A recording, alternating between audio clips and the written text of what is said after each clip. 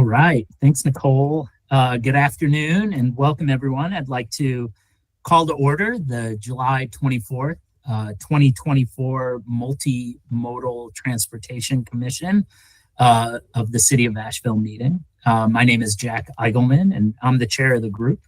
Our meetings continue to be held virtually, although don't forget next August we'll be meeting in person. More on that later. But there are many ways for interested parties to participate in this online gathering. The City of Asheville's engagement hub, which includes a variety of links and phone numbers, can be found on the Multimodal Transportation Commission page of the City of Asheville's website.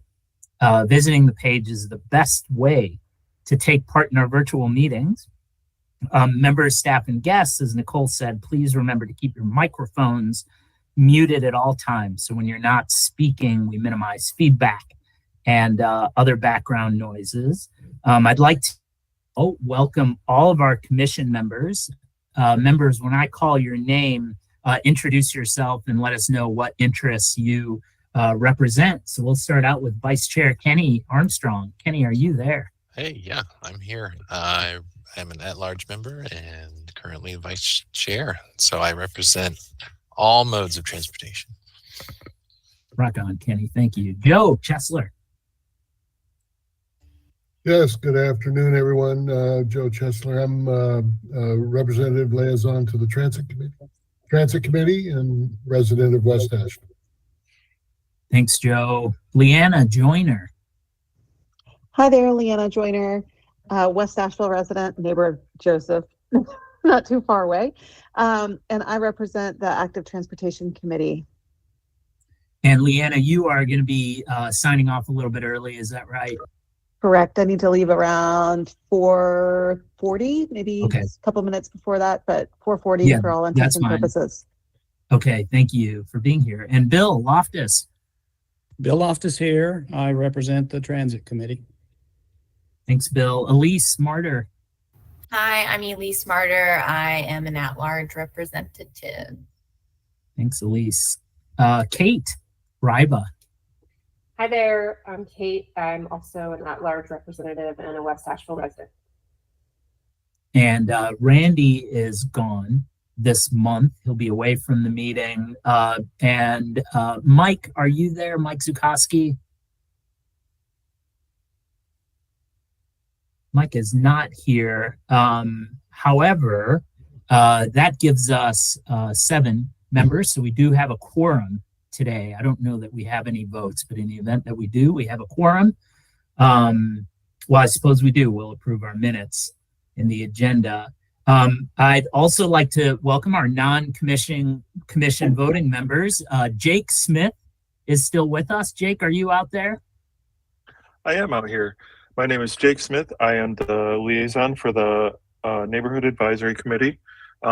If you guys didn't happen to catch the City Council meeting yesterday, you'll know that Jared Wheatley was up late and he may not be attending today. Yes, Jared, you're not out there, are you? Okay.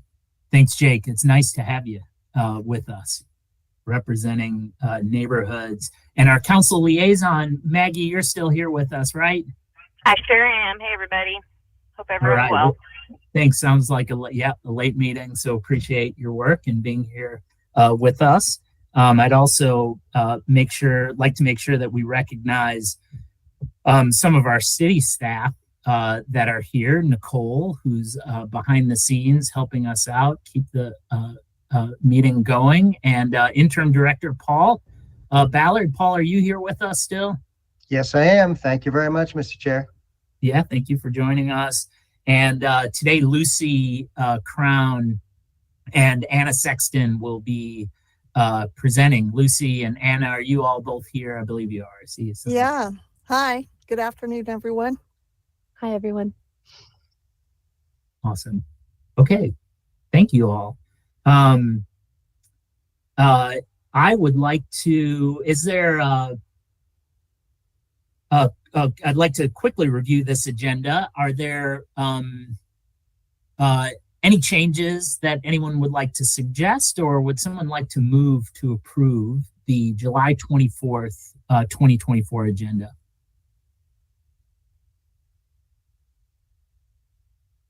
This is Elise. I'll make a motion to approve the agenda. Thanks, Elise. Is there a second? Leanna, second. Okay, thanks, Leanna. Any changes that need to be made? If not, we will take a fast vote.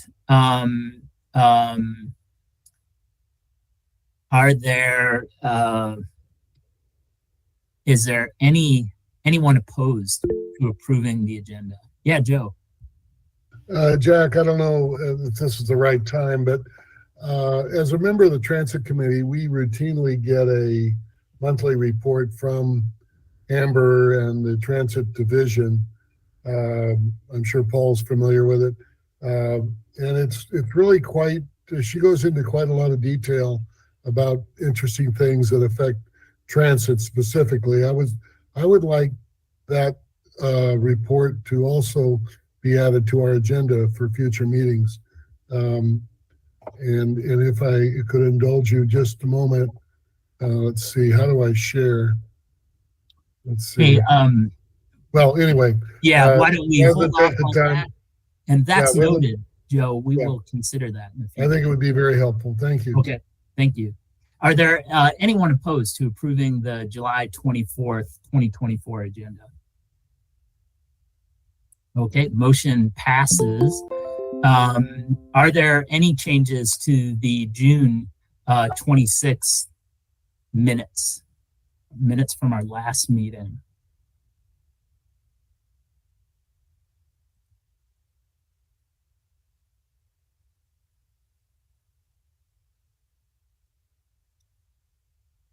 If there are no changes, is there oh, hey, Mike, I'd like to welcome Mike. Are you out there, Mike? You want to introduce yourself real quick while folks are looking over the minutes? You're on mute. Sorry about that. Can you hear me now? Yeah, I can hear you now. Right. Yeah. This is Mike Sikowski. I'm an at-large member and looking forward to today's meeting. Great. Thanks, Mike. We are now approving the minutes. Is there a motion to approve the June 26 minutes? I'll make a motion to approve and make a comment that they are so helpful in detail now. Thank you. Thank you, Leanna. Elise? I did want to make one correction under unfinished business here. Intercept survey for greenways. I'm pretty sure Leanna gave leaded that and not me. So maybe we want to give her credit for that. Noted. Thank you, Elise. Is there a second to approve the minutes? I'll second. Thank you, Joe Chesler. And are there any opposed? Any nays to approve the minutes? Okay, the motion passes. Thanks, everyone. We have no public comments for today. However, I do want to open the floor if there are any members of the public. I'm not sure if there are any members of the public in the meeting, but if there are, you're welcome to provide a 3-minute public comment. Is there any public comments from anyone?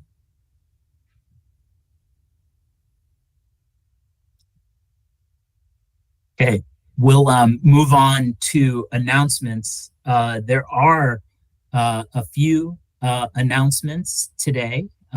Just a reminder to keep them brief so we can move on to our business. One of the things that you may have noticed in this agenda, we decided to keep the agenda a little bit lighter and not pack it in. We wanted to prioritize committee updates. So committee updates have moved up in front of unfinished business to make sure we get to those. We seem to always run out of time. So I wanted to make sure that we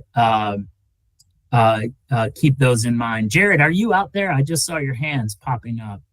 In these streets. Hey, Jared. All right, Jared Wheatley from P&Z, a non-voting commission member. Welcome, Jared. Good to have you. Appreciate you. Sorry for being a little tardy. Oh, you're all right. Okay. So y'all, I would like to just start out the announcements with I'd like to ask for a short moment of silence for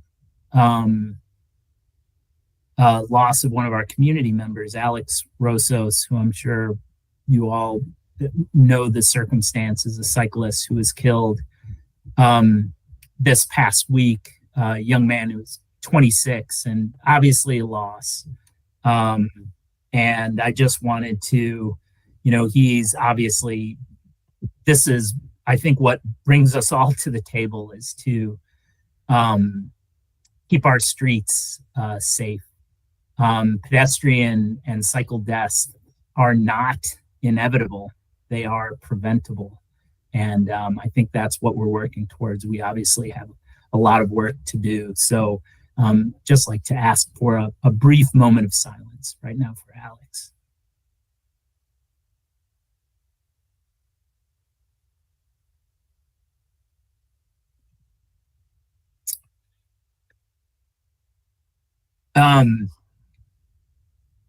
Our first announcement, Lucy, do you want to take this, the August 7th Wilma Dykeman extension meeting at the Wedge Brewing and Foundation from 4 to 7? Is there anything to add to that, Lucy?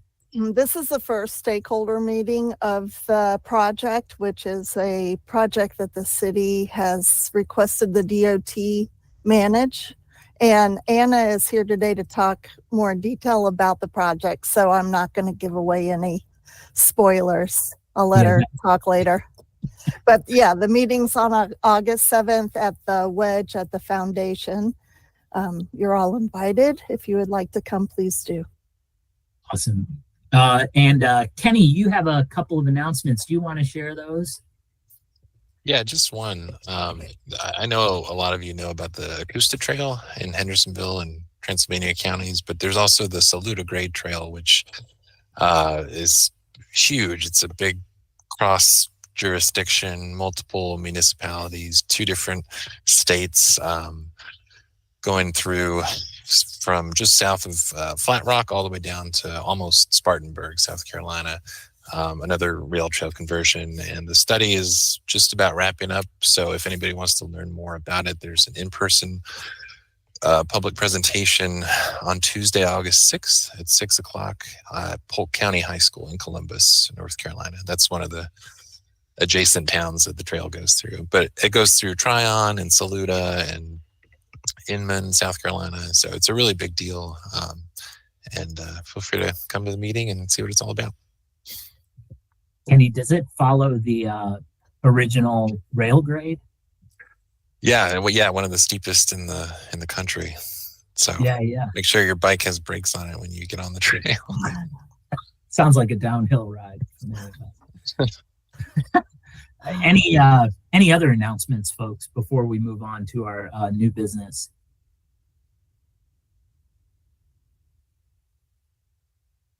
And just also a shout out and recognition to our commission members and all the work that you all are doing in your professional lives and your community and volunteer lives. I know you all are involved with so much that revolves around the work that we're doing, and I hear about that, and just like to thank everyone, and of course city staff, for the great work that you're doing, the leadership at this pivotal moment for the city. So thank you to everyone.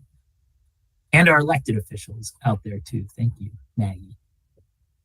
All right, if there are no other announcements, we will move on to new business. And I'm going to turn it over to Lucy Crown, who's going to discuss the Patton Avenue Corridor feasibility study update. Lucy is the transportation planning manager for the city of Asheville. Lucy, the first. I'll take it away. Thanks, Jack. The downtown Patton Avenue corridor feasibility study has been happening for a number of months now. There are multiple departments in the city of Asheville who are working as a team on this. It is led by the Planning and Urban Design Department, and Vidila Satvika, who is in that department, is the project manager, but he can't be here today, so I will be giving you the presentation. I also want to point out that Joe Chesler and Mike Sukowski are on the working group for this project. So at any time, Mike and Joe, you want to pitch in more details on the project, feel free. So about this project, we had $220,000 from a grant that we received through the MPO to do this study. The amount of funding that the city needed to put in as the matching funds was $44,000.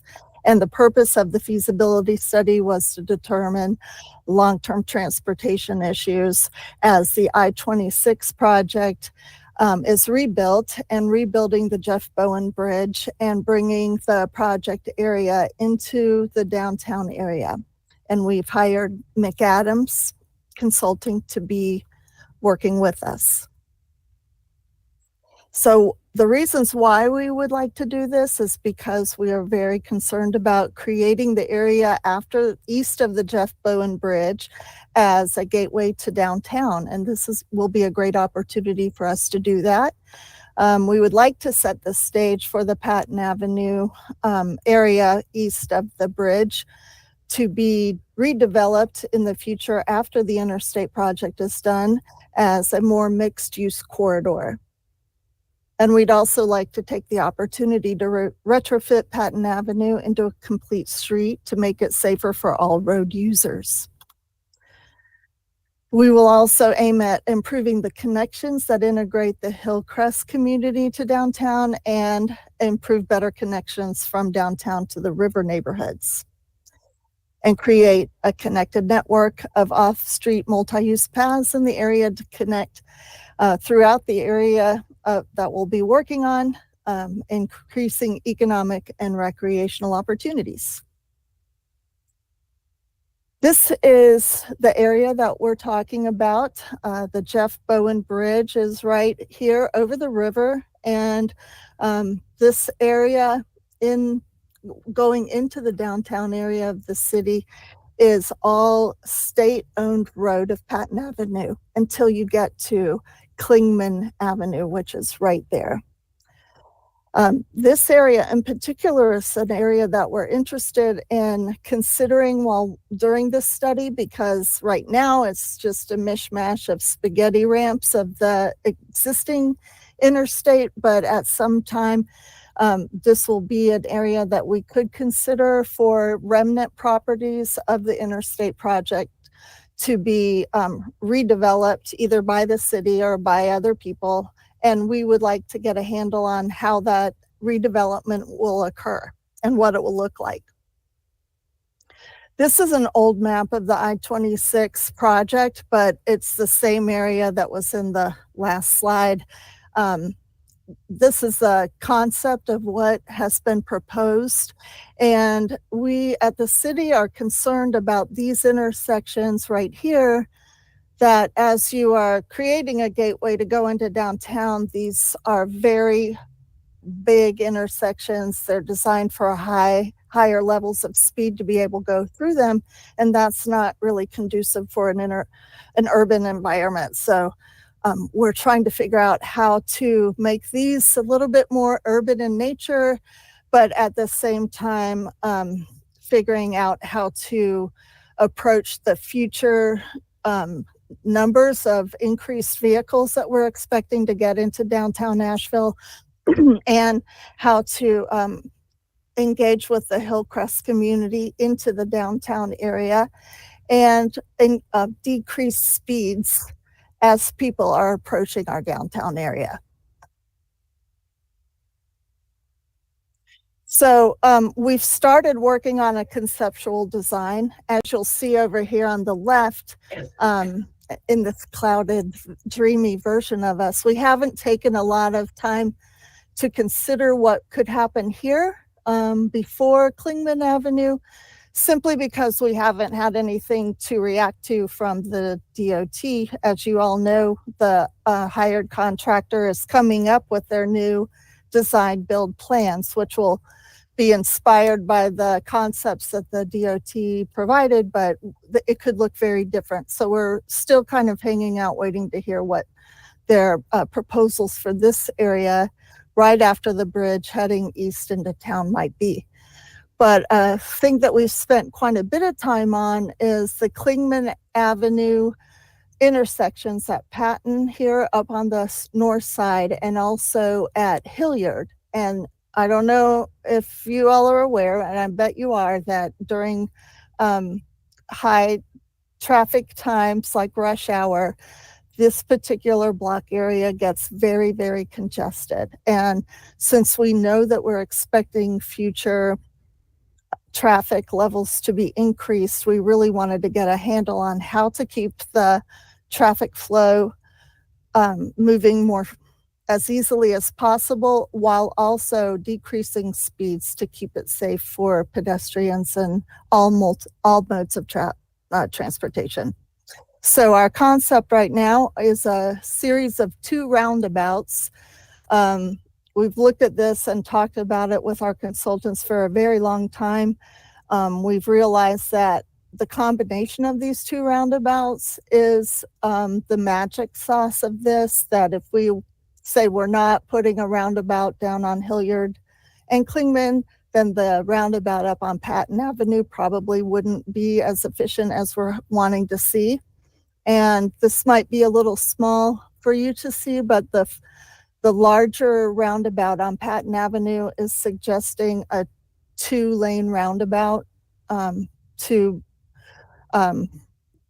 be able to accommodate the future numbers of traffic that we're expecting, and also be able to handle those big intersections that we were talking about earlier in a better way. And what I mean by that is this slide is very good at showing all the reasons why you would want to have roundabouts.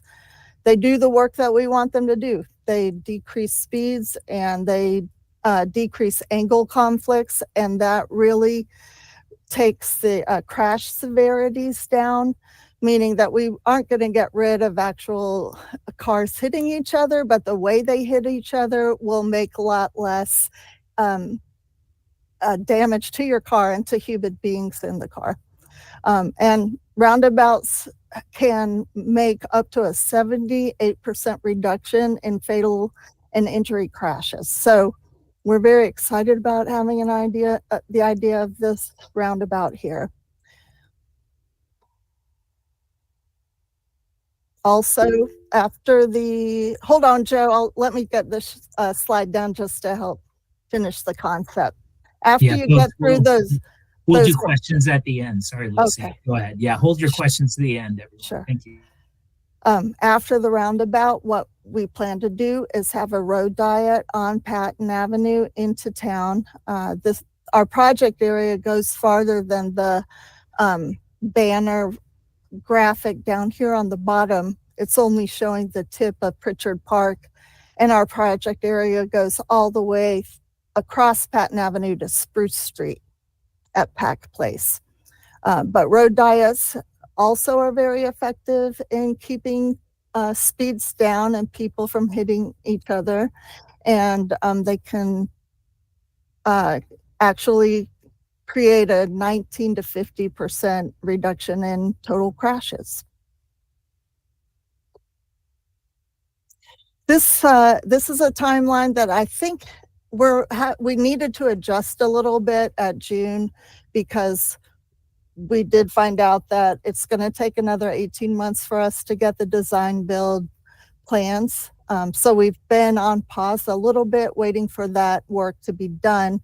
And at that time, we plan to pick back up with our stakeholder working group that Joe and Mike are working on, and also continue our public meetings. And our next steps are to finalize the report for the portion of the corridor east of Clingman Avenue. We are coordinating with the NCDOT during their operations, and I forget what the R is, revisions period of I-2513 sections B and D. And as future plans for NCDOT and section of Patton Avenue become clear, We'll develop refined transportation and urban design concepts. We'll begin looking for more money because this project will be a city project once we're done, and we've completely jived with the DOT on the interstate project overlapping this one. And then we'll be considering programming for the Patton Avenue improvements and putting it in our capital improvement budget. That's my last slide. So I will start with Joe. Yeah, Joe, sorry, my apologies. I realized that you had the right of way to make comments since you're involved with this. So go ahead, Joe. Sorry to I just love being in the right of way. Lucy, I just wanted to point out for everyone, you touched on it, and that is the congestion at Hillman and Klingman and Hilliard and Klingman, and the, of course, Patton and Klingman intersection with the roundabouts. It seems to me that ought to be added to the reasons. You listed 5 whys in your presentation, and clearly the freeing up of flow through those intersections, it to me is a large why this design is being considered. But we're real excited about what McAdams is proposing and what and the state's review of our findings along with the design build process. Thank you. Thanks, Joe. And folks, I hope there are plenty of questions and comments. And just for some ground rules, if we do have a lot of questions and comments, I'll make sure that everyone has an opportunity before we call on you a second time, just in case. So are there any questions or comments for Lucy? Kate, the floor is yours. You may be on mute. Yep, I got it. Thanks so much, Lucy. Yeah, I just have a couple questions. One, I'm curious, in the image, I think it was maybe before this one, the one that was the DOT image with all the bright colors. Yeah, yeah, that one.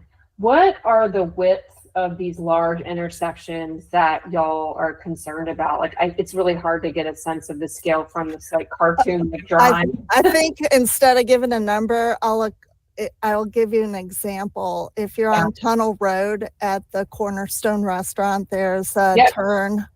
That's very wide, and that it would look a lot like that. Oh gosh, okay. It's more for a suburban area and than a downtown area. Okay, that's helpful. And then just 2 other quick questions. I guess one, when will the final design be submitted? Do you know, by DOT's contractor? Well, I'm probably the last person to be able to say this. So anybody else want to jump in? But they had 18 months to be able to do their O&R redivision. So at this point, it's this fall, I believe. Okay. And then if there are parts of the design that Ruby a bit early. Okay. Sorry, we were late yesterday. Hey, Maggie, I got her. There we go. If there are parts of the design from that contractor that you feel like aren't addressed, like the issue that, for example, that you're bringing up here with this, kind of like what is the next step there? Is it a negotiation process? And this isn't only my second meeting on the commission, so I might be asking questions. No, they're good questions, Kate. Right. So their project ends right at Klingman. We've been really focusing on this intersection because this is exactly where Patton Avenue becomes a city-owned street instead of a state-owned and maintained street. That doesn't mean that we're not concerned about what could happen here once the old interstate is gone and there's a ton of remnant properties. That's a concern that we have that we can't really address at this time. And it's also something that legally the DOT can address. They have a process for remnant sales, and that's way after their project is closed before they can approach that. So we're looking at it more from a zoning perspective at this point, so that when the time is right and they are selling or returning the remnants to their future owners, that we would have the ability to keep the development in track for what we would like to see. Thank you. Okay, one last crazy question. Like where I used to live, and I was on a city council, like if there was a road that we really wanted to see a lot of change in, and it was a state road, and we were investing money in capital improvements in it, we offered to take it over and own it. Is that something that the city's ever talked about? Like asking to own this portion of the road? We have done that before, not very often. Okay. It's hard to say whether we would want to do something like that, but I would say at this point, no, it's not something that's being considered. All right. Thank you so much. Yeah. Elise? Interesting point. Yeah, Elise. Thanks, Kate. Thanks, Lucy. I had a couple of questions, and some of them related to some of the discussion that just happened, and then it created more questions for me, but sort of answered others as well. But I guess I'll start off with the easy question. So just as far as funding for this feasibility study here, it looked like 20% of the funding came from the city. Is that pretty typical when it comes to these federal grants? Yeah, we applied for this grant through the MPO, and typically they can vary, but this one, and usually it is an 80-20 match scenario with the type of funding that this is. So yeah, not unusual. Okay, cool. And then, so the scope of what you were just showing us, that was isolated basically to those two intersections. It doesn't include what's on your screen right now in the yellow box? Right. That's correct. Okay. Because I have a lot of questions about this yellow box area, but I guess that was outside of the scope of what you guys were working on. But I did see that there was part of this project is to better integrate the Hillcrest Department community. And so I'm wondering what role or how does getting them connected fit into this, since it seems like there's this area outside of the scope that sits between Hillcrest and what we're talking about. And as a follow-up to that, like how are the Hillcrest residents being engaged about these potential changes? Right. So this particular map that is in the slide presentation is an old image. There is a more updated plan set that shows a roundabout connection from Hillcrest, like right around here down into we can't see your pointer. Oh, I'll go over here. That's why. So it would be a roundabout in this general area that would take them down into the West Haywood or Club Street section on the other side of Patton Avenue. But I don't want you to sweat about what you're trying to make sense of with this picture, because we will be getting a much different set from the design build contractor that the DOT hired. So the maps that we've seen so far in the past have all been relatively conceptual, but engineered to a certain level too.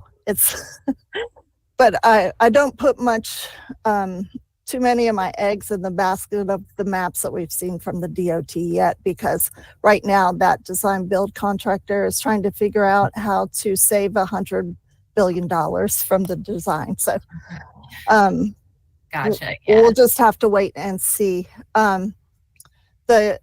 The point about engaging with the Hillcrest community, this is a NCDOT project, but the city is quite interested in making sure that the Hillcrest community will be engaged in the planning for the connections. Lucy, can I add something to that? Yes. Right now, for the Hillcrest community to get to the downtown area, they really have two bad options. Either taking the bridge at Highland Bridge, the bridge up north, and then it doesn't really connect into downtown, or taking the pedestrian bridge over the freeway, the existing freeway. That existing pedestrian bridge going over the freeway is going to be removed and not be replaced. There's really no way to make it meet ADA requirements.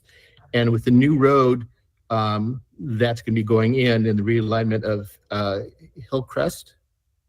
Yes. Yeah, Hillcrest. Yeah. It will really connect better with downtown. So both by vehicles and by walking, the Hillcrest community will have direct access to downtown, which they really do not have now. So even though the alignments are going to be still changing, their access to downtown, both walking and driving and on bikes, is going to be vastly improved because right now they're really, really isolated from any of the community in general. But even from downtown, it's quite, even though they're physically close together, it's quite a distance to travel. Right. I'm glad to hear that there's some intention going into improving that connectivity because at least from my understanding of the history, you know, for those who don't know, Hillcrest Apartments is a public housing apartment complex. And so from my understanding of the history, their isolation over there was an intentional design when the highway came in. So I'm glad to see that there's going to be some change with that. And then if I'm permitted, just one other question or clarification. I think you guys were talking about, so when all this spaghetti junction gets reduced down into a smaller footprint, there's going to be land that's now available to do some developing on, and you were describing the process for returning that land. Can you tell me a little bit more about that? As much as I know, Elise, I am no expert, but I'll try to explain it as I understand it. Maybe Mike and Joe can help. But once the interstate project is completely done and they've done their closeout of the project, they call them remnant parcels, which would be the parcels that would be undeveloped or now empty from the interstate that was there, would have the potential of either being returned to their previous owners or sold to the city at a very discounted rate, or and there's probably other methods. I know that the DOT will ask the city before they open it up on the market for other people to purchase. And we also know that there was some neighborhoods in this area that were wiped out. So they might go through the effort of trying to find the previous owners' families. And so that's about all I know about the surface. But the two things that are important to remember are that it's going to take place well after the interstate project is completely over, and that the city is trying through zoning to set it up so that open space can be developed into an urban area fitting for a gateway into our city. Gotcha. Yeah, thank you. Hey, folks, can I interject real quick just to keep the meeting flowing? If each person could limit to one comment and one question so we can keep the meeting flowing. You're welcome to jump back in the queue, but I'd like to hear some other voices throughout and other comments. Sure. Yeah, I was just going to say that I asked that question as it related to urban renewal and perhaps retaking some property from these neighborhoods. So I'm glad that is in the minds right now. Thanks. Jared, go ahead. Thanks for the presentation, all the great information, Lucy. One quick question I had is on the feasibility corridor study group. Are there any planning and zoning commissioners who are engaged in that process? That's a good question. I would have to look on the stakeholders. Do you know, Joe or Mike? No, there are no electeds or commissioners other than Mike and myself serving on the working group. However, urban design staff and planning staff from the city are engaged heavily in the process. So the messaging flows both ways. Is there anyone on the Planning and Zoning Commission? I don't believe so. Mike, do you recall? No. Yeah. Okay. We are appointed representing MMTC only, Jared. Okay. Yeah, I just was thinking there that, all zoning map amendments and text amendments and all that come before PZC for approval. And so I think MMTC's role is obviously critical. And then an extra layer of advocacy for, land use could be important, because my next kind of comment is I don't have a really deterministic attitude towards there has to be more cars flowing into downtown in the future. I'd like to think of a way where we could integrate our land planning and the mixed use style of our community and access to housing near this gateway. And also, should in some theoretical future we have the ability to activate Patton Avenue west of the Bowen Bridge in a more housing and mixed use oriented pattern as well, there could be an opportunity to, potentially not just have an ocean of cars, into our city. So that would be an aspirational goal for us to keep our eye on. So thank you. Thanks, Jared. Good point. Joe, did you have another question or comment that you wanted to add?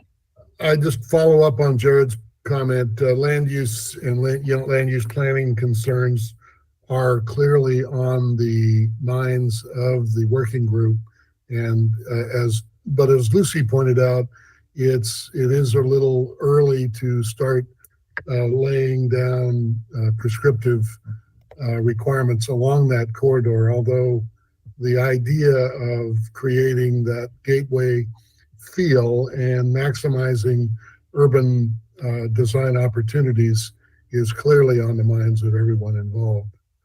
I also wanted to mention briefly the purple line that is shown at the lower edge of the multicolored drawing there along what is now Patton from the Bowen Bridge represents the extension of bikeway from West Asheville connecting to I've forgotten the name of it. Reed Creek? Smith Mill Creek. Yeah. So this is a class 1 bike lane proposal that will be integrated with the design concepts and across the bridge, as you see there on the eastbound lanes. So we're really excited about all of this. Cool. Thanks, Joe, for your work on that. Thank you, Mike. Also, Bill. Yeah, just I wanted to make a point to Joe and Mike as our representatives on this group. And you might have this in mind, but if not, my request is to see if we can make sure that there's a intentional and deliberate call out on this plan for how transit integrates into this plan in such a way that I think Jared gave us a good example of that a couple meetings ago, where he highlighted a particular zoning application for a development, and the developer went kind of above board and said it made a very specific presentation about how transit integrates into this development. In the same kind of way, I personally would like to see, and I think the group would like to see, something like that, just a call out in the design that says something to the effect of, this is how transit will effectively integrate into this project. So that's my request for you guys. That is in the works, Bill. They haven't gotten to that granular level of what Patton Avenue will look like, but the bus stops and transit flow are part of the overall plans. Excellent. Thank you, Lucy. Y'all, are there any other questions or comments? And Jared, I had a minute to look up the spreadsheet of the working group, and there are no representatives from the planning and zoning on the working group confirmed.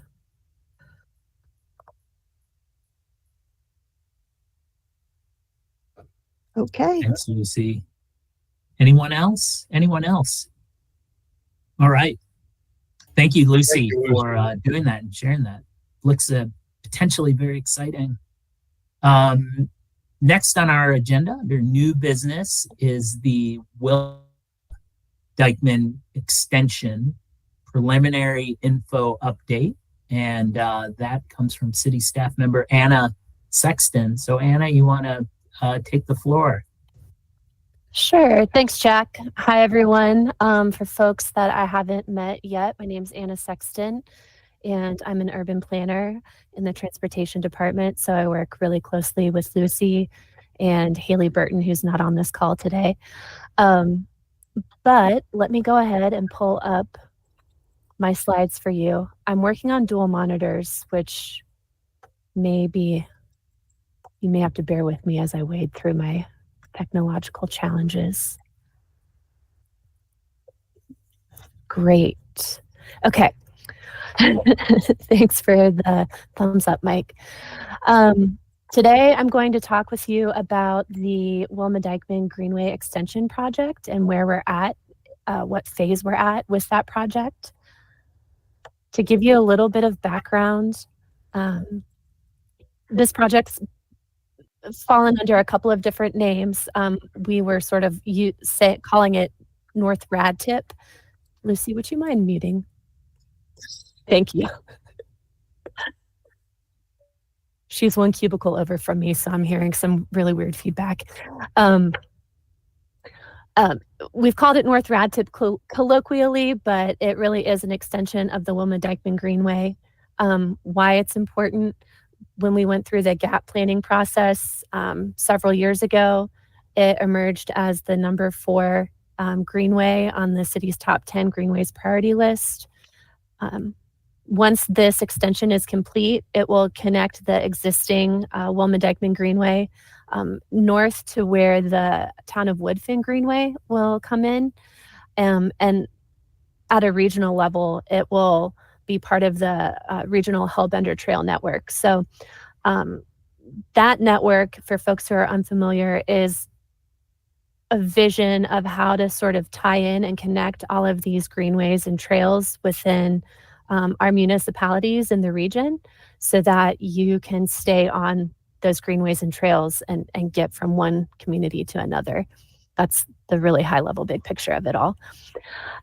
This greenway is considered a spine greenway in our network. So that means that it should be designed for the highest level of usage. It should be the widest greenway that we construct. We should expect a lot of people to be on it. And it sort of serves as an arterial throughway and connection to other greenways and other transportation facilities. In 2017, so this is before I joined with the city, a feasibility study was completed for this section. And the outcome of that study was a preference for an alignment that followed the river, kind of from where the current greenway ends near White Duck Taco. So it would hug the riverbank as much as possible up to Pearson Bridge Road. And then it would parallel Riverside Drive from Pearson Bridge Road up to Broadway Street. And so that's the vision that we're using right now. So we're moving from feasibility study into preliminary engineering, and I'll talk about that in just a second. But this project is in the North Carolina Department of Transportation's State Transportation Improvement Program, all sorts of jargony acronyms for you. The project number is EB 5822. We have almost a little bit more than 4.7 million in the budget for several different phases. So for the engineering phase, for design, for right-of-way acquisition, and for construction. The money that's in the budget, I think 80% of that is, like what Lucy was mentioning earlier, funded through federal grants that we received from the MPO. And then the remaining 20% is a local match that the city puts forward. This project specifically today that we're talking about is related to the preliminary engineering phase of the Greenway. And so what that means is we're taking it or our consultants are taking it to a 30% level design. That is a fairly high level design. They're doing some of the initial investigation work related to endangered species like floodway, that sort of thing. But the final product from this specific phase is not going to yield construction documents. So that's sort of a way to like differentiate where you are in the engineering process and design process. As I mentioned, it will complete the preliminary engineering phase for the expansion. Hold on just a second.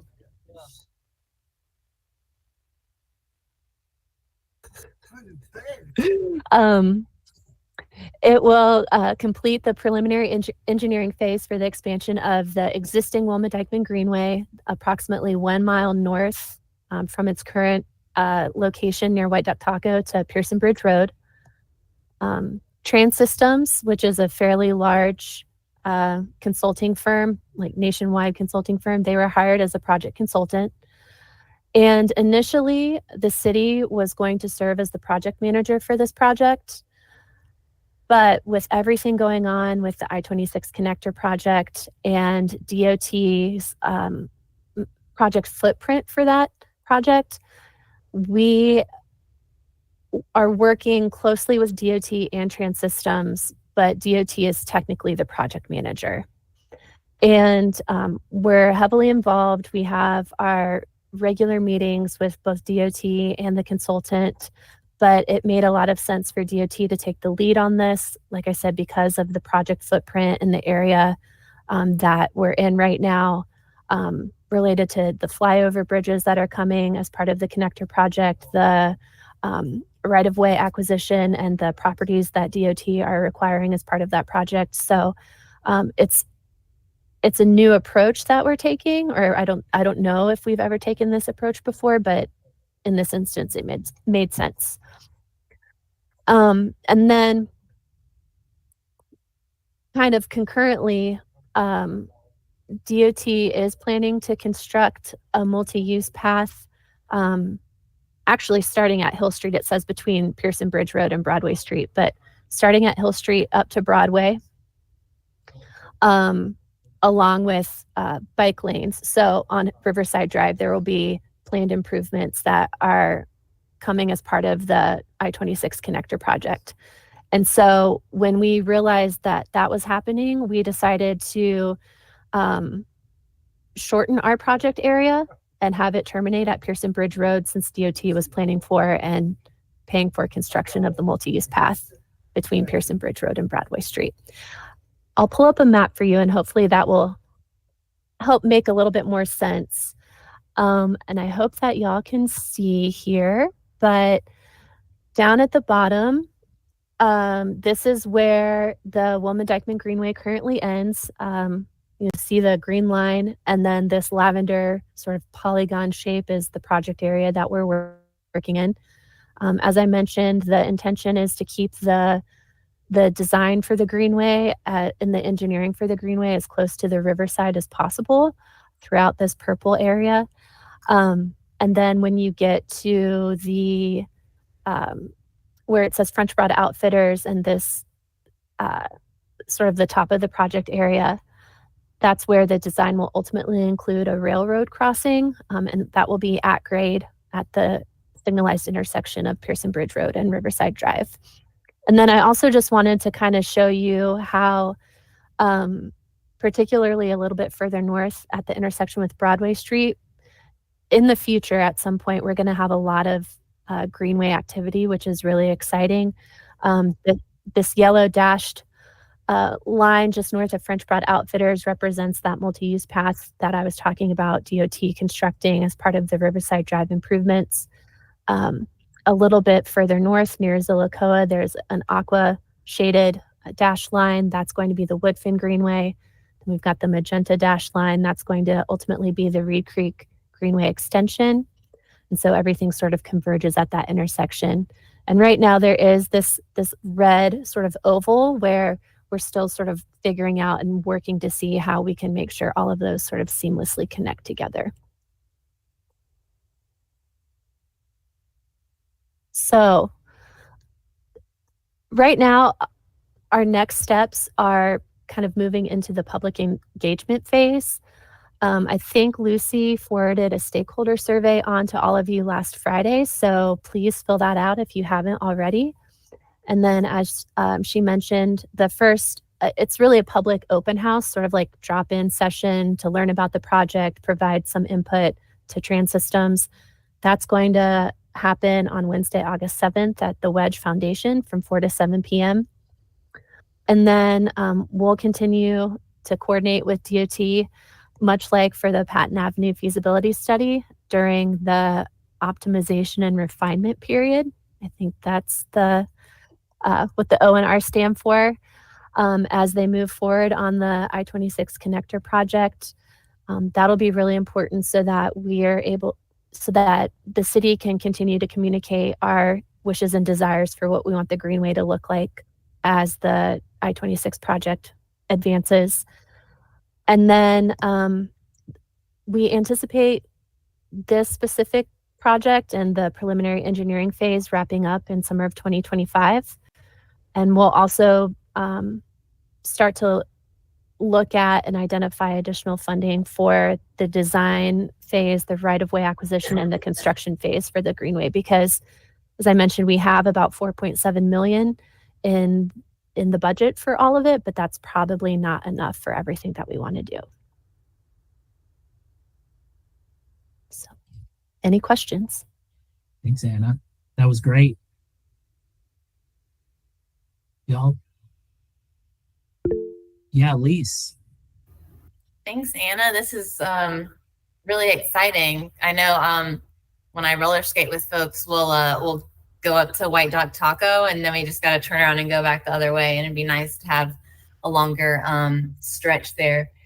And I'm also really excited about how this is going to, interconnect with so many other things. Once it connects with the NCDOT multi-use path, that'll go up to, the interstate change there and connect with other projects. And so I'm wondering, with all these different separate Greenway projects, how does the city ensure continuity between all of them? Do we run the risk of oh, well, this uses one type of surface treatment and this uses another type of surface treatment? And I just wonder how all that plays out together. That's a really good question. So all of these projects that I mentioned, I'm going to go back to that map just because I feel like a nice visual reference tool, but are in different sort of phases. So for instance, that Reed Creek Greenway extension, we're wrapping up a feasibility study or just completed a feasibility study for that. And so the next phase of that is going to be this preliminary engineering and design. And when you get into those phases of projects, that's when you're looking at the different types of surface treatments and other types of design details. So I'm looking at my map too. I think that's also another benefit with working closely with DOT and having them manage this project related to the Riverside Drive project, making sure that things are coordinated and connected. We also have, I think, quarterly phone calls, right, Lucy? Or maybe they started out monthly. Right now they're quarterly because a lot of things are running slow, and they'll return to monthly. But quarterly calls with City of Asheville staff, Town of Woodfin staff, Buncombe County staff, NCDOT staff, and French Broad River MPO staff, specifically related to all of these things happening in this area so that we can make sure we're on the same page and having those coordinated conversations. Gotcha. So when some of these design decisions are made, the context of what else is going on is taken into consideration. It's not like there's a bunch of independent decisions happening. Is that right? That's the goal. Okay. Awesome. Thank you so much. Maggie?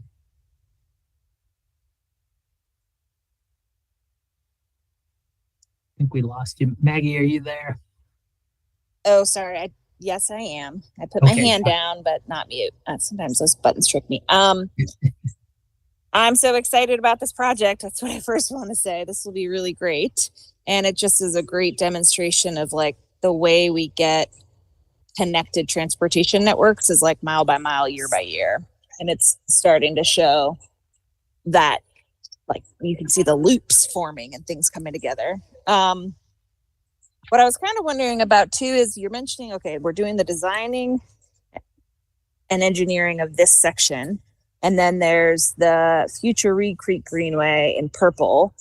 My head is going to the bond that will be on the ballot in November. And do we have a sense yet of, are we going to need any bond money for this segment? It seems like this is fully funded through MPO DOT money already, so there won't be any bond money in this segment. Is that right? Go for it, Lucy. Or do you want me to? Go ahead. Let's Okay. see. I'll pitch in if that's Okay. needed. All of the phases, you're correct in that we have funding for all of these phases. We think, though, that we probably don't have enough funding to complete all of these phases. So, for instance, I think we have around $125,000 for right-of-way acquisition. We know that that's not going to be enough. Are we looking at this project as a potential bond project? Still TBD, but it could be. And when you say phases, we really are just talking about the project area in that like whatever mauve, purple, blue, lavender highlight. And so the 4.2 might not cover that fully. Okay, I understand what you're communicating. And I know there's a lot of work yet to be done from staff side for all the different bond packages to really get crisp on the list. So I'm not trying to force that. I just wanted to understand the piecing. So thank you. I apologize if that's too granular for others. Thank you. That's what I needed. That's a good question. I was going to Yeah. say it could be, I think, a potential candidate for a bond project, but we're still kind of in the. Anna, can you also Yes. clarify the red circle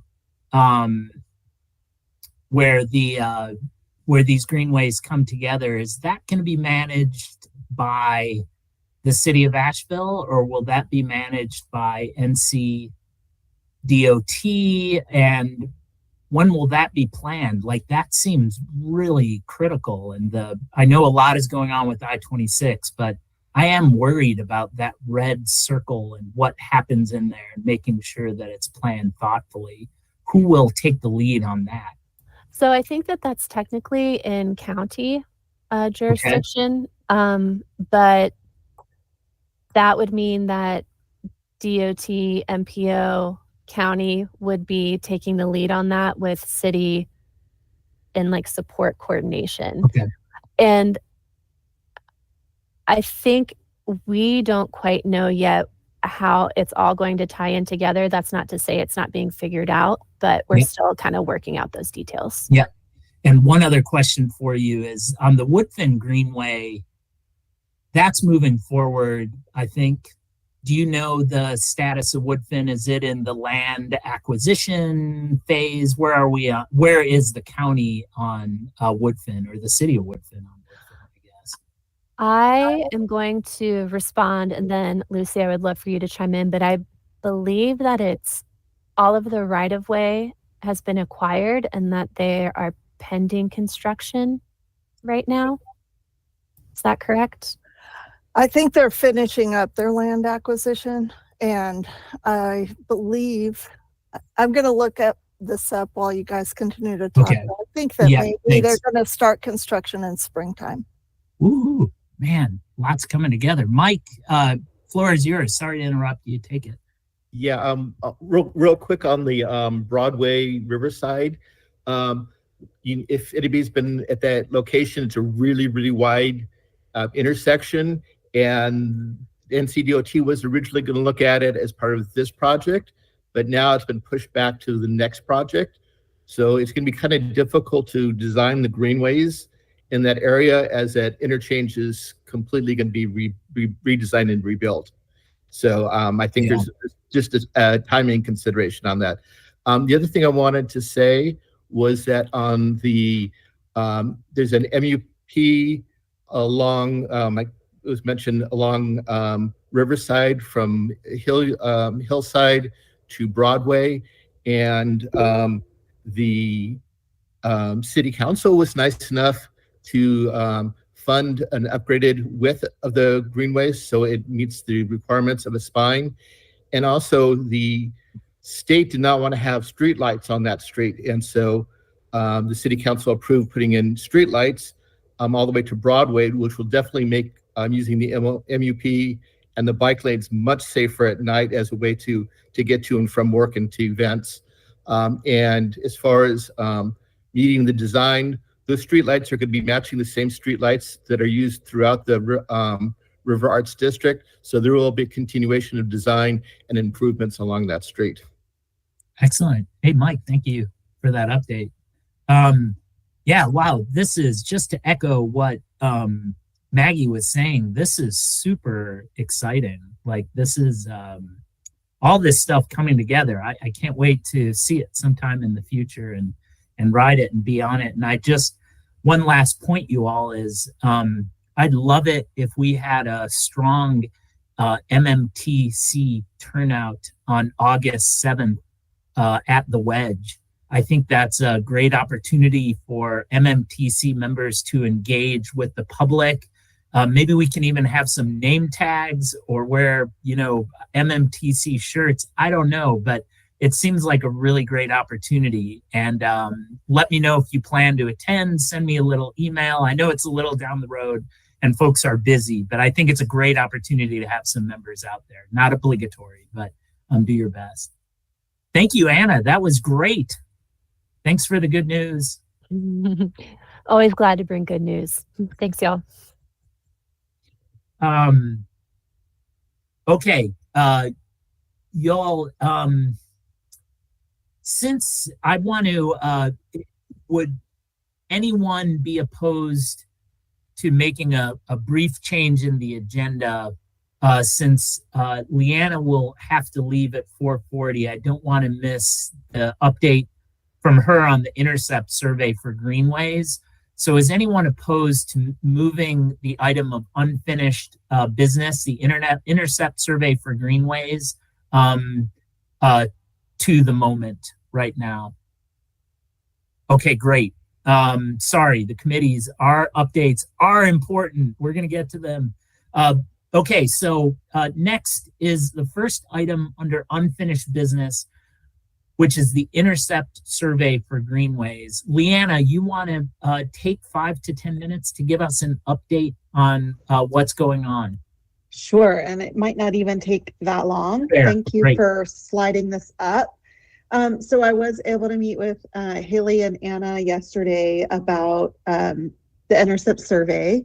And so, thank you for everybody who stepped up to be a volunteer to be a intercept survey site shift leader, which is a mouthful. But we've got Kenny Armstrong, Joseph Chesler, Richie Rosell from Active Transit Transportation, Elise, Dennis Wenzel, also from Active Transportation, Michael McLean from Active Transportation, Jack Eigelman, and Katie Mullen, also from Active Transportation.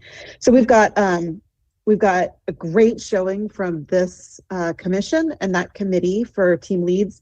Claudia Nix is, we're going to also have her trained as kind of a floater in case of illness or emergencies so that she can also stand in if necessary. And I might also be able to train for that.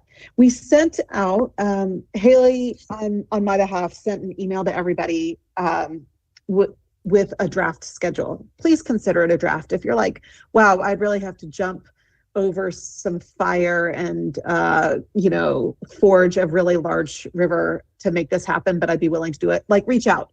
We wanted to get something on paper that we think made sense with what we know about people's work life and where they live and what might work best. So we made some educated guesses and responded to what we heard when we asked about scheduling preference. we would, if you look good, if your assignment looks good to you, but you've also got some flexibility, if one of your peers or counterparts needs an adjustment, that might be something to affirm when you reply to Haley, just that, yeah, this looks good and I'm flexible if you need to move me around. That would be helpful. There's also a doodle poll in the email she sent to find a time to schedule a training for y'all as team leads for this. And the dates for everybody's benefit. So the Intercept survey is going to take place the same week as the bike ped count, which is the second week of September. Tuesday, September 10th is going to be the weekday collection day for the Intercept survey, and we chose early in the week so that we could have a backup rain date on Thursday if need be. And the city staff will make a call on Monday at some point if it doesn't look like the weather will be favorable. And then there's just one collection day, so probably rain or shine, Saturday, September 14th for the Intercept survey collection that day. And I think those are the primary things. And if you're scratching your head like, wait, what's the bike ped count and what is this Intercept survey? The difference is that the bike ped count is purely observational. It's just a counting exercise. You watch people from a distance and you observe and you make tally marks on what you see in terms of bikes and bike use and pedestrians. The Intercept survey is an opportunity to dig a little deeper. So the kind of data is received from the users of greenways, and they complete a survey that provides a little bit more information about their origin point, where they're headed, what kind of activity they're undertaking. Is this commuting, or is this recreational, or is this social? Like they're headed somewhere, I don't know, to go see a movie or something. So it provides different kinds of data, and it is an opportunity to interface with people. We'd like to get them to slow down and talk to us, so there'll be some swag and maybe some sidewalk chalk to invite them to take a moment and share their perspectives with the city. So I think that's everything I wanted to share, and happy to answer questions if there are any. Leanna, thank you for taking this on and organizing it and leading it. I'm looking forward to participating. Does anyone have any questions, y'all, for Leanna? Elise? Can you say again when the bike ped count date was? So it happens that same week. Anna's going to correct me because I'm probably going to say it wrong. It starts that week, but there are only certain count days, which I think are also Tuesday, Wednesday, Thursday. You choose the day that works for you. So like Elise, I think you're scheduled for like the Tuesday evening or Tuesday late afternoon slot. So in that instance, if you were like, I want a bike ped count and do this, you'd probably do your bike ped count on Wednesday or Thursday. So there's still other opportunities to apply yourself toward like two pursuits, woohoo, like super volunteer that week. But it'll be an either or for people who might be doing both. Sure, yeah. For when that gets scheduled, yeah. Y'all, any other questions for Leanna? Awesome. Thank you, Leanna, for keeping us all updated on this. Anything you need from us, Leanna? I think the only thing just otherwise to be aware of, and this is for the whole group, not just folks who are leading teams for the Intercept sites, the volunteer registration is going to be done through the city's engagement portal, which is how we did it last year, and it was quite easy to use and successful for getting people plugged up. And then Anna's the point of contact for doing the follow-up and making assignments and stuff. That worked all really well. We're going to keep with that. So Anna has a good bit of volunteer coordination ahead of her for that, which I'm deeply appreciative of. And so when the time comes that it's all systems go on recruitment, it would be helpful if you have your community listservs or any place else that you want to share the information out to send the word out.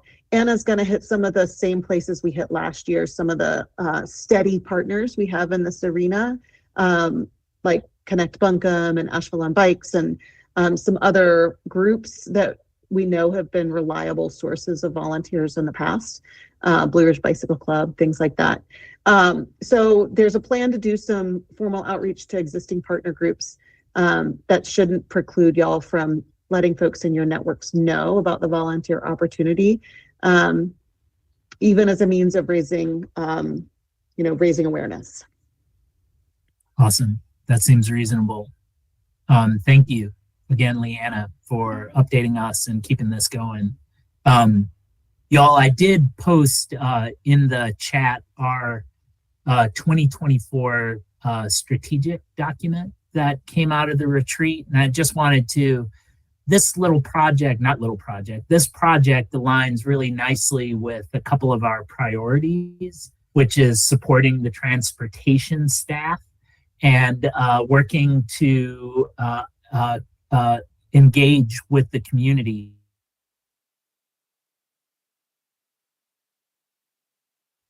I think to do that work. And it also really connects with some of the work areas that we identified, which is, tying into implementing the GAP plan and finding ways that we can improve transportation in our city. So I just wanted to pull that up and remind folks of the work that we have done. And also want to point out, Lucy has posted that construction is slated to start in late 2025 for the Woodfin portion of the Greenway that'll connect to the Wave and all of that fun stuff. Amazing. All right, thank you. So now, you all, we are going to return to our agenda order, and that is for general committee updates. And I'll go in the order in which they're listed. And if I can ask if each commission will limit their updates to 5 minutes. If you need another little time, we can work that out, but that way we can make sure that everyone has an opportunity. And after the update, we'll open the floor to questions. So that'll give us a little organizational structure. So Jared, I'm going to turn it over to you and PNZ Commission. What update do you have for us? Well, I guess pretty exciting times as far as the coordination and collaboration with PZC and this group. First thing is on a less related note, but I think also equally important. At the last meeting, we formally adopted a land acknowledgement, which recognizes, the land of the Cherokee, as well as kind of the way we would like to honor that as we move through our process and keep that at the front of our mind. Having kind of initiated that process there, I wanted to acknowledge that that's formally adopted by our commission, and then put that in the back of everyone's mind here that may be an appropriate thing for us to think about, seeing how integrated equity is with transportation, transit, greenways, active transportation. So that's kind of the first thing I wanted to say. But getting back to maybe the more exciting stuff for this commission is that PZC staff and the commission itself really continues to focus on trying to have an integrated perspective as conditional rezoning, straight rezonings come to us, and staff is taking the time during their technical review process, even before it comes before planning and zoning. It sounds like, and Lucy or Jessica or Anna, anyone step up and correct me if I'm wrong, but it sounds like they're really working to reach out to the transportation department and understand the different public resources and access to public investments that have been made adjacent to those projects. So I think that's a really big influential change, and it's super exciting to see. And then the other thing along with that is council also, Maggie, correct me if I'm wrong, has many times at this point through council committees as well as council meetings signaled to staff and our commission that they really want to enable land use around transportation corridors, in particular where transit is readily available. And I think that right now that's where I'm seeing a lot of our board and staff's time kind of go, is thinking about how those spaces can be activated and integrated into the public good. And all of that being said, currently on the 8-week look ahead agenda, thresholds, which y'all may remember as primarily a housing initiative, but also a small business equity initiative, focused on the thresholds at which a conditional rezoning is triggered, as coming before council on August 27th. And that is primarily a commercial land use policy that focuses on square foot versus units as a measuring stick and a guidepost for commercial redevelopment. So that may be something for all of us to keep our eye on. You're muted, Jack. Thanks, Jared, for that update. And Maggie, you have your hand up. Do you want to comment or have a question? Yeah, just real quick. The timing of some of that may be shifting around. We had an agenda briefing, which is kind of the first time all of council have been able to kind of talk about these unified development ordinance updates together in a while. And so we did that last Thursday. And so we really reaffirmed that the first bucket of any UDO changes or any UDO considerations we want to be around displacement. So staff is saying, okay, we know we need to come to council with displacement stuff first, but I'm not sure if that means they can do it all at the same time. I think they're still figuring that out. So just a timeline nuance of that date might shift a little bit, but excited that we're really getting this, making our land use rules like match our comprehensive plan vision. Like it's starting, even though it kind of has, we'll see what the date finally is. That's all. Awesome. Thanks, Maggie. And Jared, my comment to you is I am interested maybe in a future agenda down the road to talking about land recognition. I think one tie-in is names and how we think about names of roads and streets. We've talked about one of them, Klingman, who, well, I'm not going to go into a political discourse here, but I do think there's some overlap and would love that conversation down in the future. I don't know what it'd look like, but I'm glad y'all are talking about it. And I know that you're personally invested in that. So thank you. Yeah, I'll distribute kind of our land acknowledgement, and, maybe that's a good place for folks to think about it. And Matt, I also really appreciate your acknowledgement of the focus on anti-displacement strategies. And I think hopefully everyone will be real excited about what I've seen working in the background. Yeah, it's really cool. I see the overlap with us as well. Okay, so that's your 5 minutes, Jared. Thank you for sticking right on time. And next up is an update from the Transit Committee. I don't know who's going to take that, so I'll let you all take the floor. And if you want to tie in the work of the working group as well, that'd be great too, folks.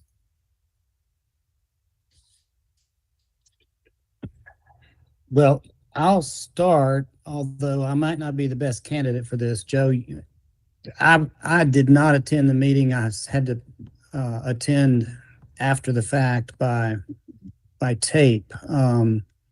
So I'll try. Joe, are you there? Do you want to do this, or you want me to start? I'm sorry. I was all set up to give the presentation and my power went out.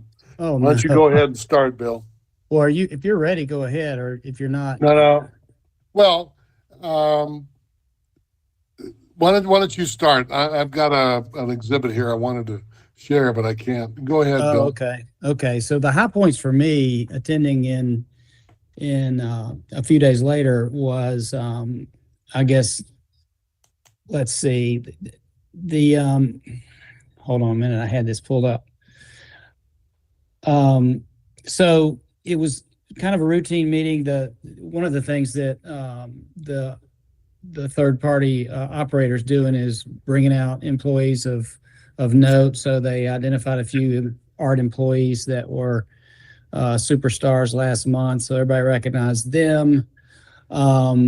Internally, the committee is still in conversations about when do we want it and how we want to meet. So we're going to wait until hybrid becomes available to do anything other than that. So we're going to continue to meet virtually as this group does.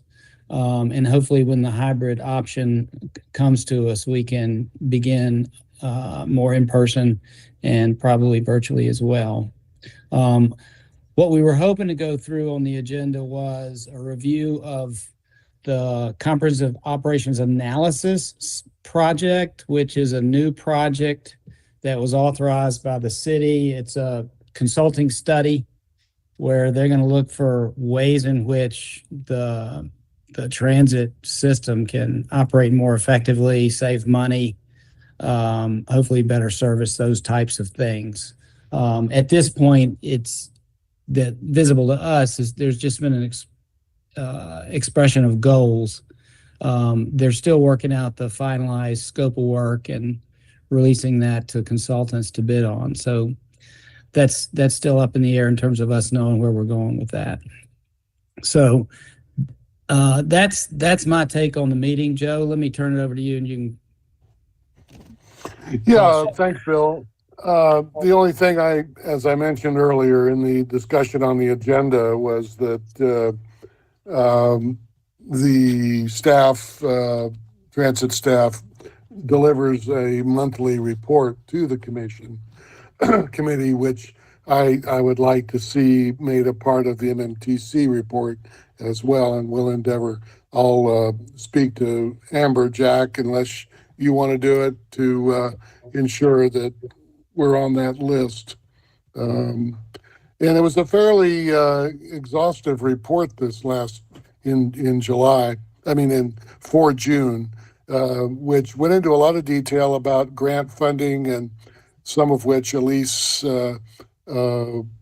detailed a little bit earlier on the recension of the DOT grant money that was unable to be spent by the county in favor of the city as a subrecipient. The county is a subrecipient in favor of the city. So we're looking forward to results from that. And the other thing that Bill didn't cover was the recognition that ridership is returning to pre-COVID levels and exceeding it. And as we do monthly, we get ridership reports from staff, which shows the results by route of comparative results in ridership, which was promising. But we're not out of the woods yet, and we still need to do things to enhance ridership interest and ability to use the system. Thanks, Joe. Make sure you follow up with me on those transit updates. I'll put some thought into that, but if you'll keep that on my radar, I've made a note of it, and I appreciate your thought. Will do. Thank you. Thank you, Bill and Joe. Y'all, in the last minute that you have, is there any questions or any other additional updates, y'all?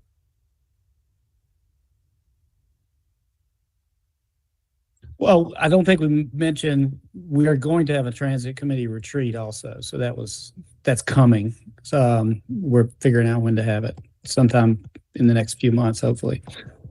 Right. Thanks, Bill. Great. And is it useful for MMTC members to attend regular transit meetings? What are your thoughts on that? Seems like it'd be a good thing to advocate for. I would certainly encourage it. Anyone who has the time is welcome. The participants generally seem to revolve around transit users, which is helpful, and rider experiences. But with regard to capital improvements and equipment upgrades and various things, those are larger issues which integrate with multimodal's responsibilities. I certainly would encourage it. Yes. Okay, thanks, Joe. All right, y'all, moving on. Our next committee update is the Active Transportation Committee. And Mike and Leanna, I believe you are to serve on it. Do you all want to give us an update? Leanna, I think you're still with us. Yep, I'm here. So the committee met on July 11th, and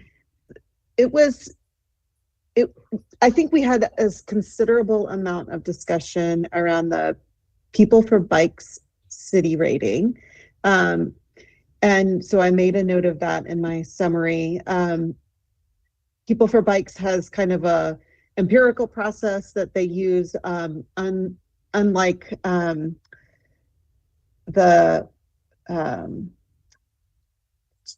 there's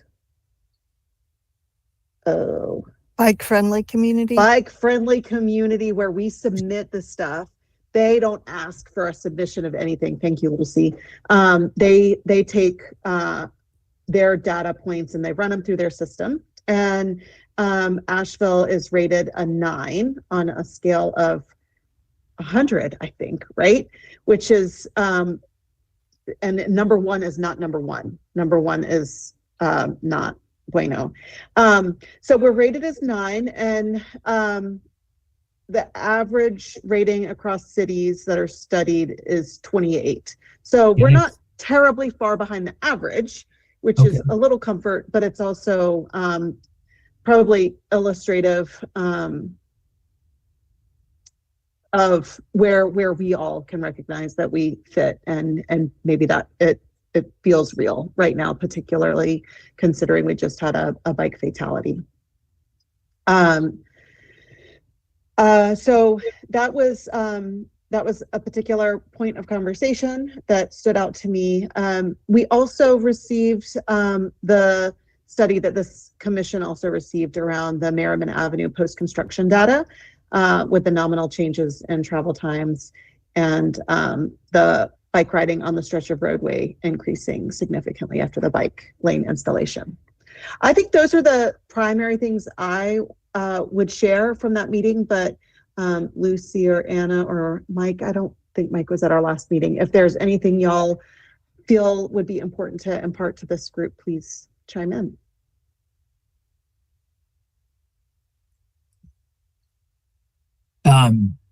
I just wanted to comment on the Merriman. At what point, I realized the data we were looking at was preliminary. Does anyone know at what point will we see that data roll back around? And are there suggestions of when we might relook at that data as we have a more complete picture down the road? Does anyone have any thoughts on that? Yeah, Anna. There are, I think, maybe 2 more scheduled periods that DOT is going to go out and collect data, the same data that they collected before, to identify any trends or see how things have changed or stayed the same. So that is in the works. Okay, great. And when will so roughly when would we see that data? Is it 4 months, 6 months, a year away type of thing? Oh, I believe they'll be collecting the data in October, so it'd probably be December before we get it and the analyzed summary. Yeah, fair. Okay. But Anna's right. There will be at least 2 more data collection times, and October's the first. Okay. Excellent. Y'all, any questions? Any other questions for Leanna, the Active Transportation Committee? Okay. Next up on General Committee update is the Neighborhood Advisory Committee. Jake? Hello, this is Jake with the Neighborhood Advisory Committee. I just have a few quick updates. Currently, we are still accepting nominations for volunteer recognition, including Volunteer of the Year. If you have anybody or know of anybody that would like to submit a volunteer request, please click on the link that is provided in the chat. We are also doing preliminary planning for the annual retreat to focus on goals for the committee and for neighborhoods around the city of Asheville. The Festival of Neighborhoods is coming up September 14th at Martin Luther King Jr. Park between 11 and 4, or 11 and 3, sorry. Love to see everybody here there. We are moving forward with all the planning for that. We actually had a meeting that I was in earlier today, focusing on scheduling food trucks and entertainment. So plenty of stuff to do for everyone. I won't give any of the fine details away yet. You'll have to attend. Aside from that, I don't think there's anything that I'm forgetting, but at least feel free to chime in if you've got more. I have a question, but not anything to add. I think that was a pretty good summary, Jake. I was just wondering, since you're so involved in planning the Festival of Neighborhoods, was there any more discussion about having a bus? I know there was a bus last year that they brought out to the festival. Are we going to do that again? The hopes are to have a bus and a fire truck just like last year. I don't believe anybody's reached out yet. I think I know who should be reaching out for that, so I will talk to them. The biggest note of contention with the meeting today was that our small budget that we had requested to be approved by the city was not approved. But we are working to raise money for the festival by local business donations. So everything required for the festival will be taken care of. Cool. I think at one point several months ago, I had volunteered if we want to have like a trip planner for folks at the festival who maybe want to see how they could possibly use transit. So if we want to talk later sometime, I'm still interested in doing that. I mean, I'll be there regardless because I'm on Neighborhood Advisory Committee, but if there's an opportunity to do that, I would love to do that. Yeah, that's a great idea, Lise. That is a great idea. The other notable mention that almost was not noted was we have a additional meeting for the Neighborhood Advisory Committee coming up on August 26th, which is outside of our normal schedule of meeting every other month. So that meeting will be specifically focused on the Festival of Neighborhood and any last minute additions. Yeah, cool. Thank you for your work on that, Jake. Quick question. Is there at the festival, is there like a giant map that shows all of the neighborhoods? Is that something that exists? That's something that we would love to see. Currently, we with the amount of neighborhoods that are actually within Asheville and the amount of neighborhoods that aren't registered but say they're still within Asheville, I think somebody had mentioned yesterday that we have over 200 neighborhoods registered on Nextdoor, but Nextdoor is not the official registry for neighborhoods in Asheville. Yeah, down with that. Yeah. And so currently we rely on the neighborhood map that's provided from the city. They've got an excellent tool to view and search for any neighborhood around. And Elise just posted the link. Great. Jared, you have a question, comment? I was just going to link the map or say that the map's there for those, even though it's not a perfect tool, it is a tool that I find super informative because I can barely remember like 3 things, let alone 200. Yeah. Okay. Yeah. Quick note, Jared. I know I should have mentioned this right after you finished your comment. Could we get the metric system implemented in P&Z? I'd love to have something that makes sense. Oh, dang. Well, do not get into our world because it is like what's up and is down and left is right. And look 3,000 pages into the future to find the past. I'm like, okay, let's see. All right.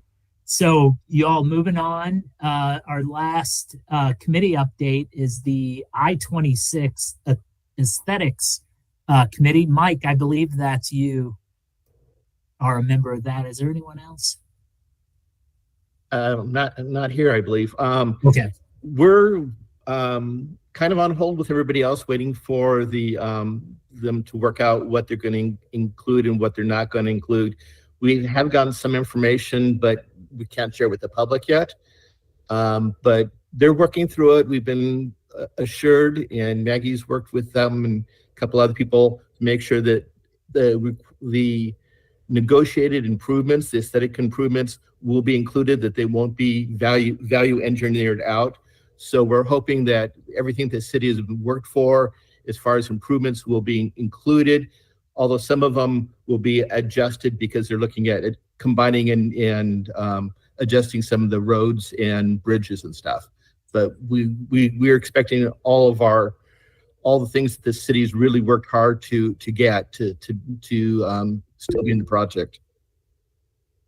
Maggie, do you want to add to that? Yeah, just to chime on a little bit to just there's like a small group that has been getting together a couple times with DOT that I've been part of, and Senator Mayfield has been part of, and a bunch of our senior staff.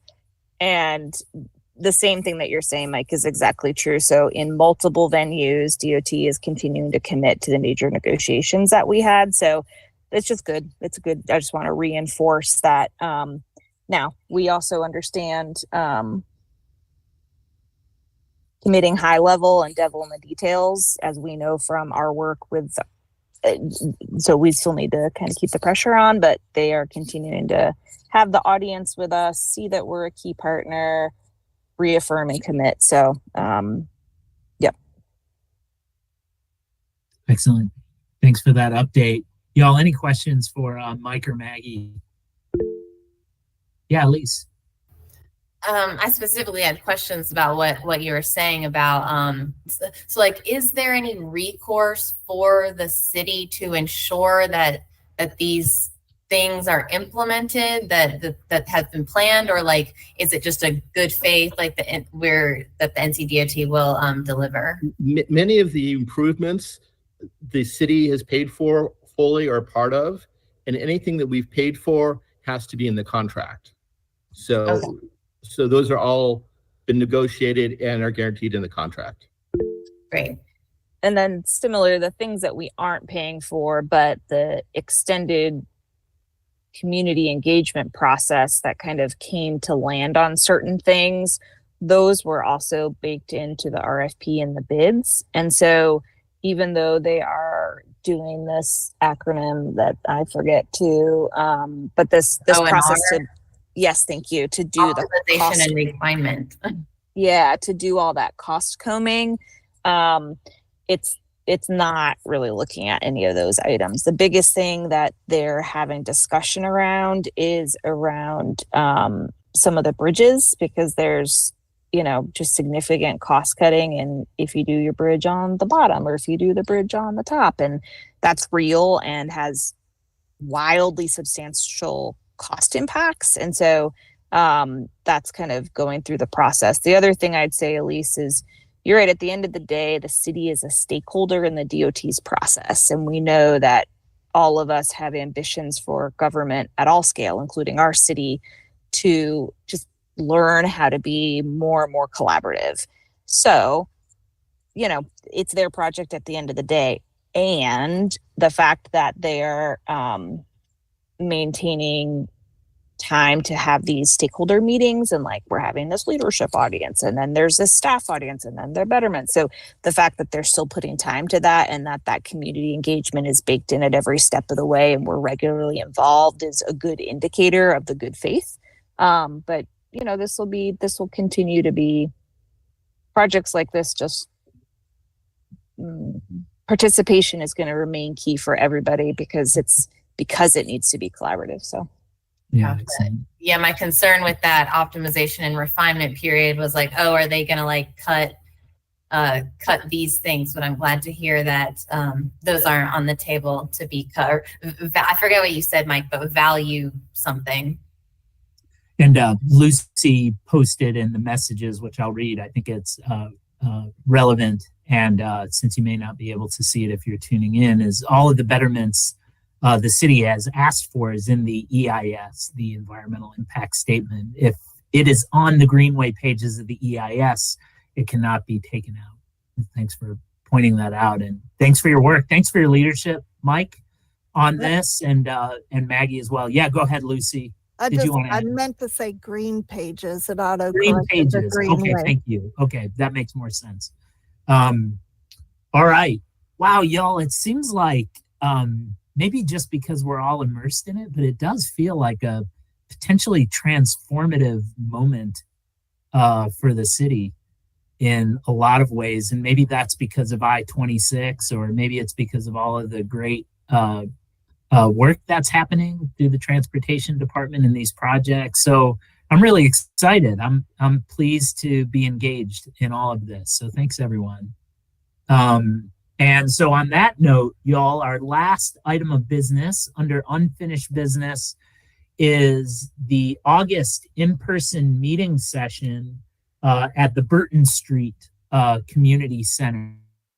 And so in lieu of our regular meeting will not be online in August.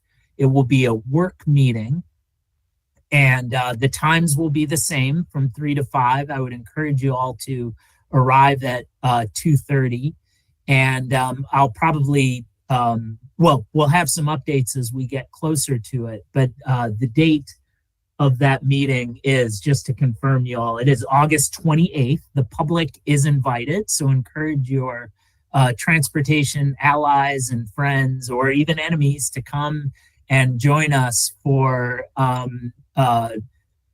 discussion.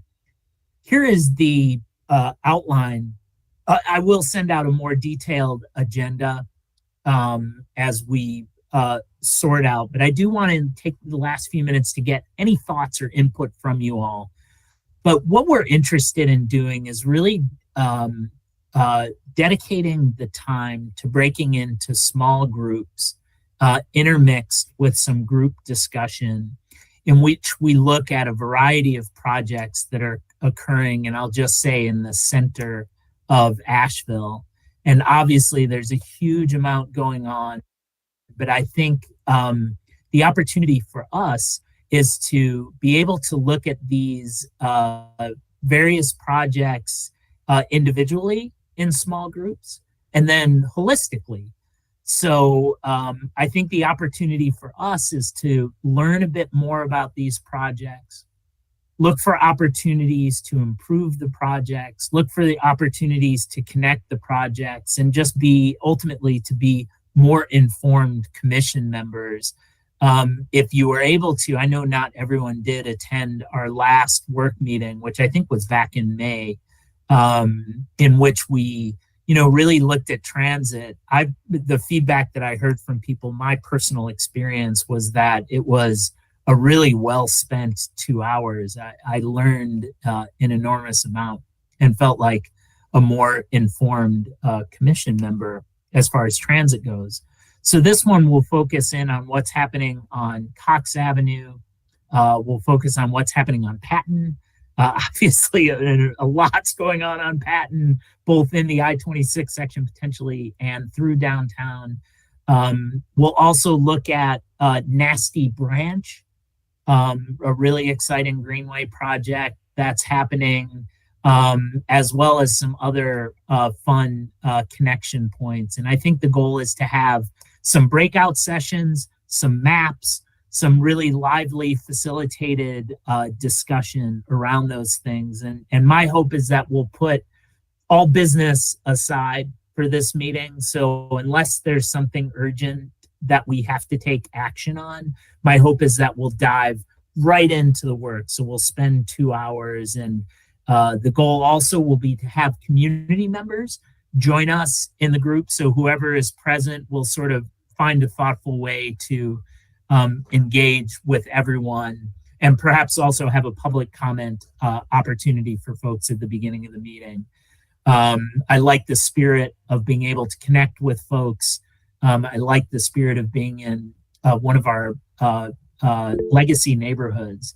So that's kind of an overview, more details to come. But what do you all suggest to really make this a worthwhile 2 hours? Joe?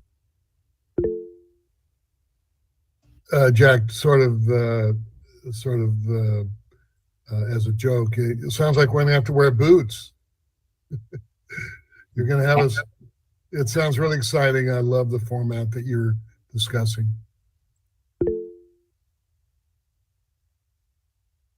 Y'all, any other thoughts or things that you would do to make this meeting more effective than the last one, or any tweaks that you would make?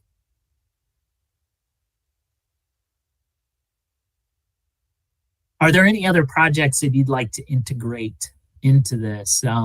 I think it makes sense to focus on, the central geographic area, so we don't get too spread out. But are there any other projects or future projects or ideas that you want to look at? Yeah, Maggie. I like the idea of a central geographic area. An alternate way to think about it, which your planning might be far enough along that you could disregard this if it doesn't make sense. But a lot of times, or at our state of transportation, we have been really working for a good amount of time on infrastructure. So we actually have good sprinkling of strong infrastructure in a lot of places. And I think our big next decadal challenge is connecting these dots to make systems and to connect the dots between. And so it could be interesting, instead of just take a circle on top of the map and say, let's look at the city, it could be let's look at all the networks and where are the gaps. It's just a different geographic lens. I don't know how hard that is, or again, how far you've planned, because I think there's plenty in the central area, but that's another framing that we could consider, because I do think holistically connecting the dots is like the meta vision for the next 10 years to me. I love that. Idea. I know one of the challenges for me is trying to see how all of these particular projects connect, like just what you're speaking of, and I do hope what you're talking about, I hope, is an outcome that we walk away with. So yeah, that's a great suggestion, Maggie. Elise? Regarding the working meeting agenda, I'm wondering if there are any topics around the GO bonds, the general obligation bonds, that we might want to hear about. I know that there's one of those GO bonds is I'm not sure if the amount changed, but it was going to be up to like $20 million dedicated for transportation related projects. So I'm just wondering if there's anyone from staff who might. It's probably, I think it's too early to say what those projects are, because you hate to put a lot of effort into planning what those projects might be before if there's funding secured for it. But if there's any thoughts about that, or like, are we even allowed to do any advocacy around it? Because I know I was watching at the city council meeting just yesterday, and like the city is not actually allowed to spend any taxpayer money advocating for the bonds. So I know they're trying to leverage like other advocacy partners. So I don't know if we play a role in that at all.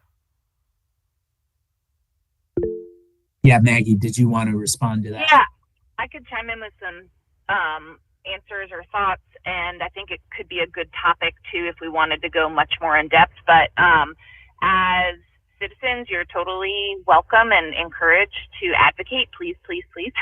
I will be advocating as well, but I won't be using any city resources. We're going to have information. We're also talking to the chamber, who is in kind of their final stages of approval for them to run the campaign, which they did in 2016. So when you think campaign, think yard signs and mailers and the marketing message and a website. So that, I think certainly by this time in August, we'll have a much more clear idea of the campaign. If folks want information on that, I could definitely bring kind of the roadshow presentation, hopefully by August, certainly by September. To your question, last night was the final official step City Council took to put it on the ballot. So it will be on the ballot. There will be 4 bonds, $20 million each. Transportation is one, parks and recreation, affordable housing, and public safety. And public safety means like our fire stations and police stations. Were there other questions in what you were saying? So yes, project lists haven't been established yet and will be flexible. Like they won't be set in stone, but the presentation last night did start to identify here are some of the leading projects, and I think we'll get more and more clear, especially before the campaign, to communicate to citizens when they're voting, and then afterwards I think there'll also be an important accountability role for committees like this once, let's hope, the bond is passed. When projects are being selected, do they come through multimodal for y'all to weigh in, those type of things? So that's another thing to be, I would say, advocating for from this committee, of who's included in decision making if these pass. So that was just like a huge brain dump because I know we're running towards time, but I just would reinforce your suggestion, Elise, of having an agenda item August or September. Maybe not August since it'll be that inclusive meeting. But anyhow, sorry for the ramble. Yeah, Good no, question. that's great. And I can't speak for the group, but I would say, yes, MMTC wants to be engaged in approving projects, whatever that looks like. I know that's a future discussion and we are running out of time, but I will say this, Elise, I think what you bring up, I think it's a good point. I think maybe one station at this meeting could look at, public finance. And I think we need to understand the constraints and the way that fundings happen. And many of you all are really engaged with that and have an understanding. And I think it would be helpful to get all, commission members up to understanding, especially with the bond, coming up, that seems like a great opportunity for us to really be a well-informed commission. So thanks for bringing that up. You all, we are at the time limit for the meeting, so I want to respect your time. And thank you all for everyone for your engagement in the meeting, the work that you do outside of the meeting. I will now adjourn the meeting unless there are any objections. Are there any objections? If not, then the meeting is adjourned. Look for some emails with information about our August meeting and can't wait to see you all in person. Take care, everyone.